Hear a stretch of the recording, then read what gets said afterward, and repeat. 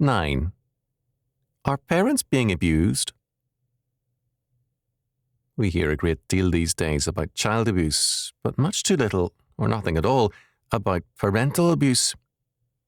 Make no mistake about it, parents are abused. About a century ago, psychologists, psychiatrists, and psychoanalysts began providing everyone who messed up his or her life with a very convenient excuse. My parents did it to me. Granted, more than a few parents are very poor parents, but the foundation of all sound moral systems is that whatever others may do to us or for us, we are personally responsible for what we are and do. An excuse, however, was provided by these men. My parents did it to me. Some educators, not all, got into the act. Their excuse for failure was the family, the parents. Is Johnny doing badly, or is he a problem at school? Don't blame Johnny, blame his parents. They are doing too much or too little. Whichever it is, they are all wrong. Sociologists, child welfare workers, and the courts got into the act.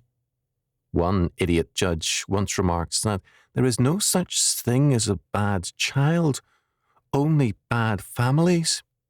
In other words, no one is a sinner, and all children are dear angelic innocents until they grow up and become parents. Then, suddenly, they are the root of all evil.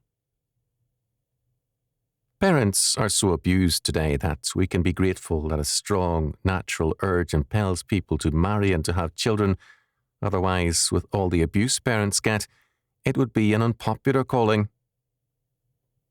On top of that, our courts are beginning to side with children in some very ugly situations. If you strike your child with just cause to chastise him, you can be in serious trouble if he files a complaint against you. Some school counsellors urge such children to file a complaint. However, if your child defies you and strikes you savagely, the welfare workers, counsellors, or courts may well side with the child. Parents are abused on all sides, and their love and work is underrated.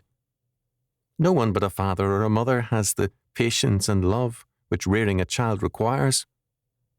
There is no healthier environment for any child than the family, with its parental love and patience. Again and again, when God in the Bible wants to tell his people how great his love for and patience with them is, he compares himself to a husband or to a father and mother. God's images of his love are drawn from family life. All this abuse of parents is a deadly evil. It is destroying the very foundations of life, and it is creating social conflicts and disorientation to an unequal degree. When the Ten Commandments call for honouring one's father and mother, the promise for obedience is a long and good life for individuals and nations. In other words, parental abuse is a ticket to a short life for men and nations, and for a civilization. But what are we doing? In many states, there are legal efforts underway in the courts to remove the Ten Commandments from public buildings, courtrooms, and classrooms.